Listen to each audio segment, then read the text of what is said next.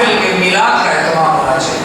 हर घर से दरूद व सलाम की सदाएं आए ताकि उनकी रूहें खुश हों कि जिस मकसद के लिए हमने कुर्बानी दी थी कि हर घर से सदाएं या रसूलल्लाह आएगी, सदाएं इल्लल्लाह आएगी, तौहीद और रिसालत का डंका बजेगा। और वो मकसद अल्हम्दुलिल्लाह हर घर से जो है वो उसकी सदा आ रही और गवाही दे रही है।